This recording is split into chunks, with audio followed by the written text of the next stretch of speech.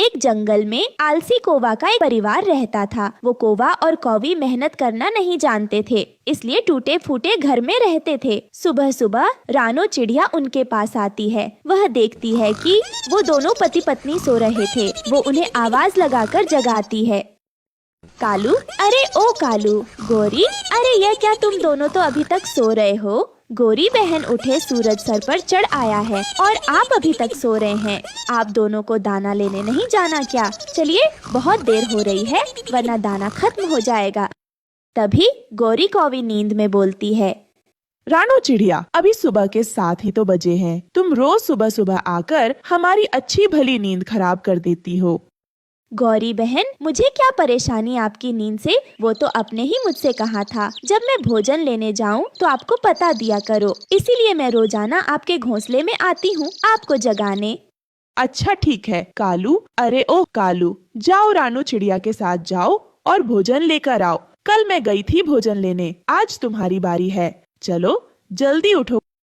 ये सुनकर कालू कौवा आलस में आकर कहता है, गोरी, मेरी कमर में बहुत दर्द है। आज तुम ही चली जाओ, मैं कल जाऊंगा भोजन लेने। आज तुम चली जाओ रानू चिड़िया के साथ। हाय मेरी कमर, मर गया रे। कालू, मैं जानती हूँ यह तुम्हारा कोई नया बहाना है। मैं नहीं जाऊंगी तो मतलब नहीं जाऊंगी। आज तो तुम्हें ही जाना होगा। मैं कोई बहाना नहीं सुनने वाली। गोरी, तुम्हारी कसम, मैं सच बोल रहा हूँ। बहुत दर्द है मेरी कमर में आज। सुनो कालू, मेरी झूठी कसमें मत खाया करो। अभी तो मुझे बहुत जीना है। अरे तुम दोनों चुप हो जाओ, हर बात पर तुम दोनों झगड़ने लगते हो। नहीं जाना भोजन लेने तो मुझे साफ साफ बोल दो, मेरा यूं समय बर्बाद मत करो। नहीं रानो चिड़िया, मैं चलती हूँ तुम्हारे साथ। मेरा पति बुढ़ा हो गया, बुढ़ा। क्या पता सचमुच इसकी कमर में दर्द हो रहा हो। ये सुनकर तो कालू को बहुत गुस्सा आता है। वो गौरी से कहता है, बुढ़ा? बुढ़ा किसे कहा? बुढ़ा होगा तुम्हारा बाप। मैं तो अभी जवान हूँ। अरे कालू भैया, फिर से झगड़ा मत शुरू कर देना। चुप भी हो जाए आप दोनों। मैं तो आप दोनों के रोज रोज के ड्रामे से तंग आ गई हूँ। अच्छा रानो चिड़िया, तुम उस तरफ जाओ, मैं इस तरफ जा रही हूँ। जिसे जो भोजन मिलेगा वो आपस में हम बांट लेंगे। ऐसा कहकर गौरी कौवी और रानो चिड़िया अलग अलग दिशाओं में भोजन ढूंढने लगती हैं। तभी गौरी कौवी को एक फल दिखता है। अरे वाह, यह मीठा फल तो मैं ही खाऊंगी। कौन सा? उस रानो चिड़िया को क्या पता कि मैंने मीठे फल खाए हैं या नहीं। मैं तो झूठ बोल दूंगी। फिर गौरी कौवी मजे मजे से वो फल खा लेती है। थोड़ी देर बाद रानो चिड़िया वहाँ कुछ भोजन लेकर आती है, जिसे देखकर गौरी कौवी उससे झूठ बोलती है। रानो चिड़िया, क्या तुम्हें भोजन मिला? मुझे तो कुछ भी नहीं मिला। बहुत जोरों से भूख लगी है मुझे।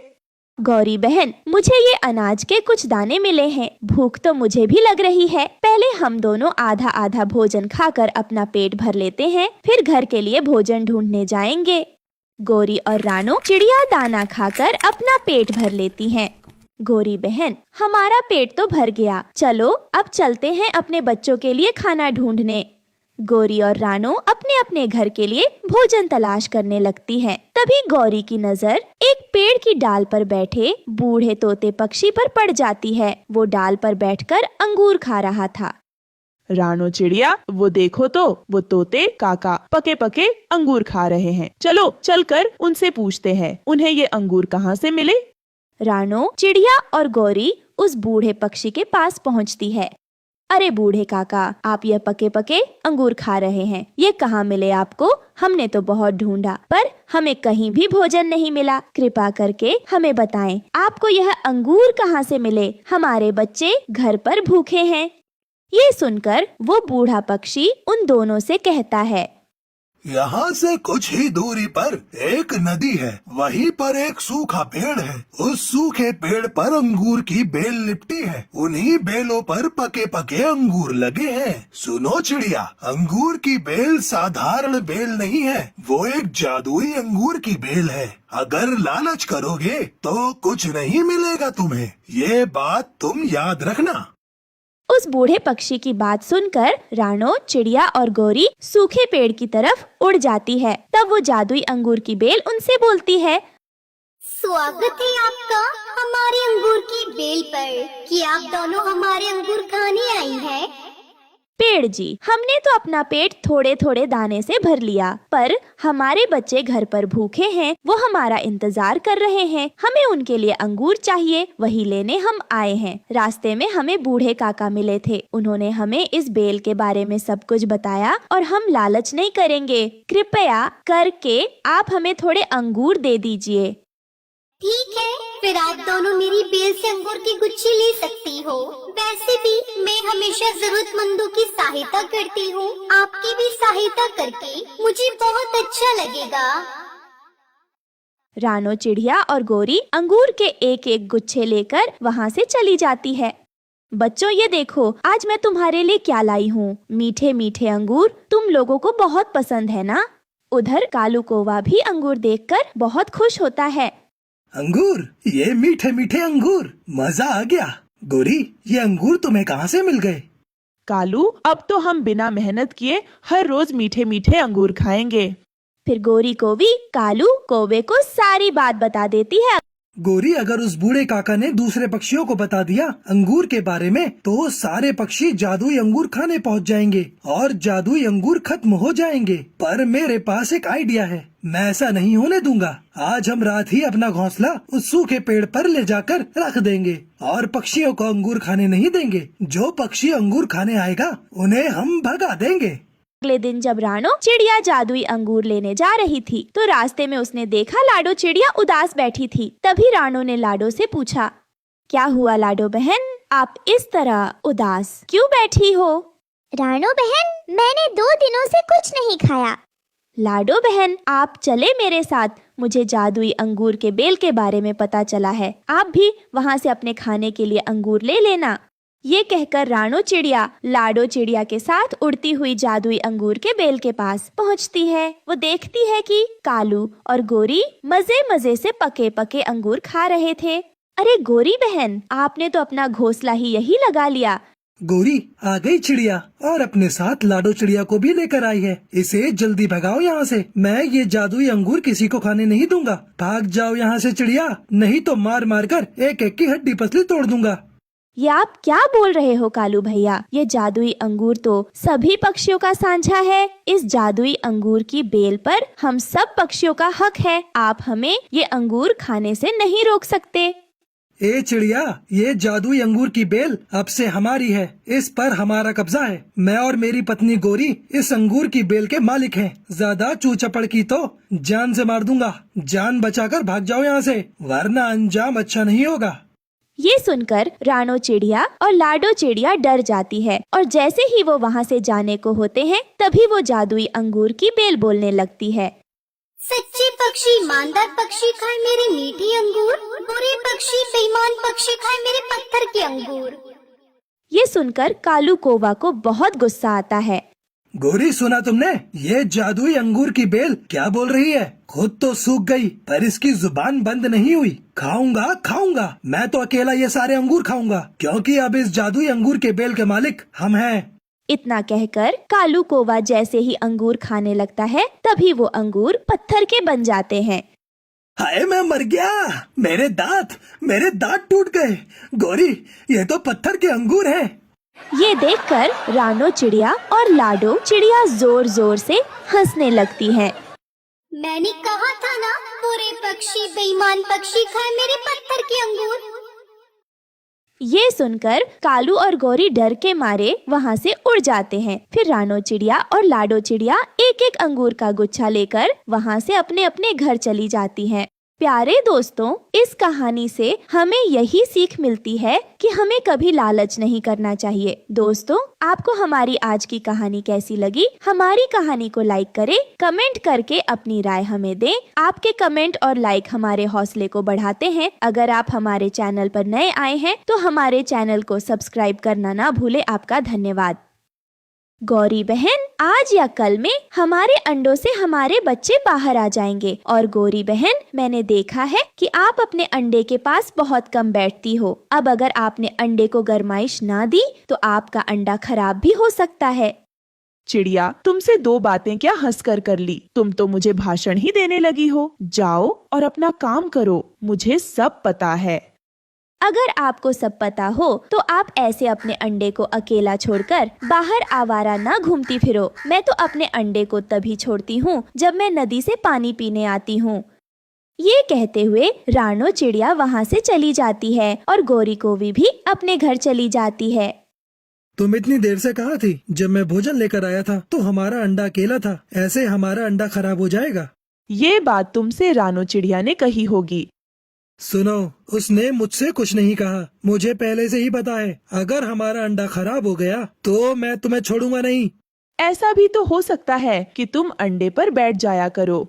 और भोजन तुम ले आया करो। खाते समय तो मेरे हिस्से का भी खा जाती हो और अंडे पर बैठने के लिए डर रही हो। जी, मुझे आज सुबह अपने अंडे के अंदर से बच्चे की आवाज सुनाई दी थी। मुझे तो ऐसा लग रहा है कि अब हमारे अंडे में से बच्चा बाहर आने ही वाला है।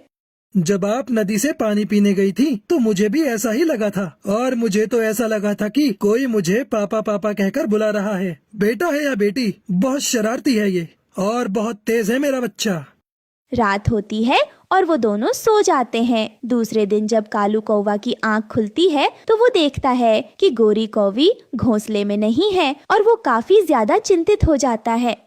ये गोरी तो आज सुबह सुबह ही अंडे को अकेला छोड़कर न जाने कहाँ चली गई है, जबकि मैंने कल उसे समझाया था कि हमारा अंडा खराब हो जाएगा। न जाने क्यों ना ही ये अपने अंडे का ख्याल रखती है। अब मैं कहाँ ढूंढूं इसे? ऐसे अपने अंडे को अकेला छोड़कर भी तो नहीं जा सकता हूँ। फिर वो ऐसे दोपहर तक अंडे के पास बैठा रहता है और उसे पानी पीने भी जाना था। अगर मुझे पता होता कि गोरी तुम ऐसी हो तो मैं तुमसे कभी शादी ही नहीं करता। फिर दूर से उसे रानो चिड़िया का पति भूरा चिड़ा आता हुआ दिखाई देता है। तब कालू उसे आवाज देता है। क्या हुआ कालू जी, आपने मुझे क्यों बुलाया है? यार, आज मेरी पत्नी गोरी सुबह से ही कहीं घूमने चली गई है और अब तक वापस नहीं आई। मुझे बहुत प्यास भी लगी है। क्या आप गोरी को ढूंढकर यहाँ ला सकते हो? मैं रानो के लिए नदी से पानी लेने जा रहा हूँ। हमारे घर में भी अंडा है। एक मेरी पत्नी है जो नदी पर जाना भी बंद कर दिया है, और एक आपकी पत्नी है कि उसे तो कोई परवाह ही नहीं है। वो मेरी पत्नी, वो मेरी एक नहीं सुनती। क्या करूँ? अभी मैं पहले अपनी पत्नी को नदी से पानी दे आऊँ, फिर मैं देखता हूँ। अगर गोरी मिल गई तो मैं उसे घर भेजता हूँ। फिर वो वहाँ से चला जाता है। रानो, आप ये पानी लें और मैं गोरी को ढूंढने जा रहा हूँ। क्या गोरी कहीं खो गई है? मुझे रास्ते में कालू मिला था। वो सुबह से अपने अंडे के पास बैठा हुआ है और गोरी पता नहीं कहाँ चली गई है, इसलिए उसने ही मुझे गोरी को ढूंढ कर लाने को कहा है। वो तो ऐसी ही बेशर्म है, वो कभी अपने अंडे के पास नहीं बैठती। आप पहाड़ों की तरफ जाकर देखना, मुझे पूरा विश्वास है वो कबूतर और तोते के साथ चुप्पन छिपाई खेल रही होगी। फिर रानो चिड़िया का पति वहाँ से चला जाता है। 1 2 3 4 5, मैं आ गई, सब छिप जाओ। गोरी, तुम थोड़ी शर्म करो। तुम यहाँ बच्चों की तरह खेल रही हो और वो कालू बेचारा प्यास से मर रहा है। जाओ, जाकर अंडे पर बैठो, वो कालू तुम्हें बुला रहा है। तभी कबूतर और तोता भी वहाँ आ जाते हैं। हमने तो इनसे कई बार कहा कि गोरी बहन आप अपने घर जाओ और अपने अंडे पर बैठो, पर इन्होंने हमारी एक नहीं सुनी। तुम सब पापा पक्षी बहुत बुरे हो। क्या अंडे पर मम्मा ही बैठती है, पापा पक्षी नहीं बैठ सकते हैं? गोरी बहन, हम पापा पक्षियों को परिवार के लिए भोजन लेकर आना पड़ता है और मम्मा चिड़िया ही अंडे पर बैठती है। बरसों से यही रीत चली आ रही है। गोरी बहन, अब अपनी बातें ही सुनाती रहोगी या जाओगी? अब जाओ यहाँ से, कहीं ऐसा ना हो कि कालू अपनी बड़ी लाठी लेकर यहाँ भी आ जाए। फिर गोरी वहाँ से चली जाती है। मैं तो तुम्हारे नाम पर ही मर गया था कि गोरी, लेकिन तुम तो नाम की ही गोरी हो लेकिन अंदर से काली हो।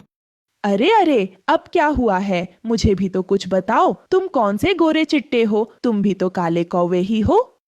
मुझे तुमसे लड़ना नहीं है। जाओ और अंडे पर बैठ जाओ, मुझे नदी पर पानी पीने जाना है। फिर कालू कौवा नदी से पानी पीने चला जाता है और ऐसे ही 3 दिन बीत जाते हैं और चिड़िया के अंडे से एक प्यारी सी बेटी निकलती है, जिसे देखकर मम्मा और पापा बहुत खुश थे। आ गई मेरी प्यारी सी सुंदर सी बेटी। मम्मा मम्मा, मैं आ गई हूँ। आज तो मेरा अंडे में जरा भी मन नहीं कर रहा था। मेरा मन कर रहा था कि मैं जल्दी से अपने मम्मा पापा को देख लूँ। मेरे मम्मा पापा तो बहुत सुंदर हैं। और मेरा बच्चा भी बहुत सुंदर है। अंडा तोड़ने में बहुत जोर लगा होगा मेरी बच्ची को। नहीं मम्मा नहीं, इतना भी जोर नहीं लगा। मैंने तो आपको अंडे से आवाजें भी दी थी। मैं तो उसी दिन बाहर आ जाना चाहती थी, परंतु उस दिन तो मैं अंडे को तोड़ ही नहीं सकी।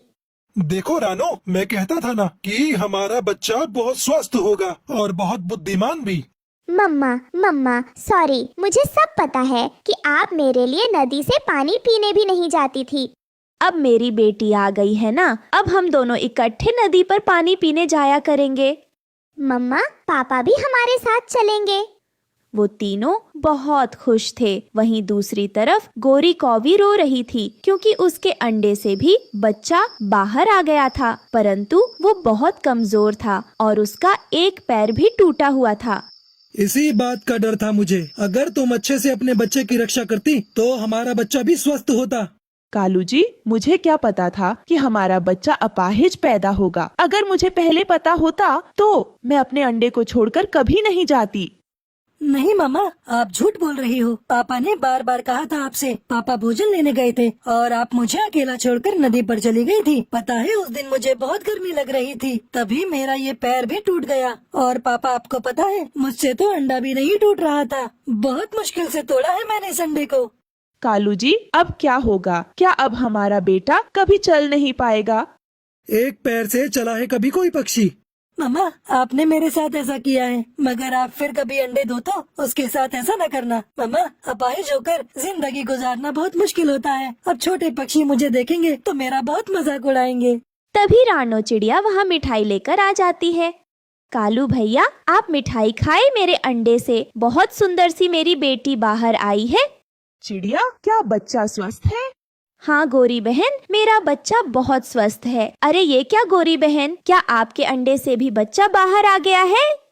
हाँ चिड़िया, परंतु मेरा बेटा बहुत कमजोर है और उसका एक पैर भी टूटा हुआ है। अब वो कभी चल नहीं सकेगा। ये तो बहुत बुरा हुआ गोरी बहन, मुझे इसी बात का डर था। बस इसीलिए मैं आपसे हमेशा अपने अंडे पर बैठे रहने के लिए कहती थी। चिड़िया, हम तो लुट गए। अब हम कैसे सारी जिंदगी अपने बेटे को अपाहिज देखेंगे? अच्छा, अब आप चुप कर जाइए, सब्र करें। मैं अभी घर जाकर गुड़िया के पापा को बताकर वापस आती हूँ। फिर हम आपके बेटे को काले जंगल में डॉक्टर तोताराम के पास लेकर चलते हैं। क्या तोताराम के पास? वो क्या ठीक कर देंगे? डॉक्टर तोताराम के पास एक ऐसा तेल है जिसे बच्चे के पैर पर अच्छे से लगाकर मालिश करने से बच्चे का पैर मजबूत हो जाता है और नया पैर जल्दी आने लगता है। चिड़िया, कृपया हमें वहाँ ले जाइए। आपकी बड़ी नेकी होगी अगर ऐसा हो गया तो। चिड़िया, प्लीज आप मुझे उस डॉक्टर के पास ले जाए। अब मुझे सब समझ में आ गया है कि जो काम मम्मा पक्षी का होता है वो मम्मा पक्षी करती है। अब मैं दोबारा फिर कभी ऐसा नहीं करूँगी। फिर चिड़िया जल्दी से वहाँ से जाती है। क्या शाम तक लौट आओगी रानू? आप गुड़िया का ध्यान रखना, मैं पूरी कोशिश करूंगी कि हम शाम तक जल्दी लौट आए। फिर गौरी कौवी और चिड़िया डॉक्टर की तरफ जाती है। वो दोनों काफी तेज उड़ रही थी। रास्ते में गौरी कौवी थक जाती है। तब चिड़िया उसके बेटे को अपनी पीठ पर बिठाकर उड़ती है। आप कितनी अच्छी हो, आप मेरे लिए कितना कुछ कर रही हो, परंतु मम्मा ने मेरे साथ बहुत बुरा किया। फिर वो दोनों डॉक्टर तोताराम के पास पहुंच जाती है। आप अपने अंडे पर ठीक से नहीं बैठी हैं और न ही उसका ख्याल रखा, जिस वजह से ये अंडा ठीक से सिक नहीं पाया है। और जब इस बच्चे ने अंडे से निकलने की कोशिश की तभी इसका ये पैर टूट गया। डॉक्टर, आप कुछ करें। मैं बहुत शर्मिंदा हूँ। मैं मानती हूँ कि मैंने अपने बच्चे की अच्छे से रक्षा नहीं की थी। सुनो, आप ये तेल ले जाओ, इसे सुबह शाम लगाना अपने बेटे के, तो इससे आपका बेटा जल्दी ही ठीक हो जाएगा। डॉक्टर, क्या हमारा बेटा अच्छे से चल भी पाएगा ना? मेरा ये तेल लगाने से आपका बेटा चल भी पाएगा और उड़ भी लेगा, सब कर लेगा। फिर वो सब वहाँ से चली जाती है। इस तरह कुछ दिन बीत जाते हैं और गोरी कौवी का बेटा ठीक होने लगता है, जिसे देखकर कालू और गोरी बहुत खुश होते हैं। दोस्तों, ये थी आज की कहानी। और हाँ दोस्तों, इस कहानी से ये सीख मिलती है कि हमें अच्छे लोगों की अच्छी बातें मान लेनी चाहिए। और हाँ दोस्तों, आज का सवाल ये है कि गौरी कौवी को डॉक्टर तोताराम के पास कौन लेकर गया था? अगर आपको पता है तो कमेंट बॉक्स में लिखकर जरूर बताइए। और अगर आप हमारे चैनल पर नए हो तो चैनल को कर दो सब्सक्राइब और हमारी वीडियो को कर दो लाइक। और हाँ, घंटी बजाना ना भूलना ताकि नई वीडियो आपके फोन की स्क्रीन पर हो। मिलती हूँ मैं आपको अगली वीडियो में, तब तक के लिए धन्यवाद।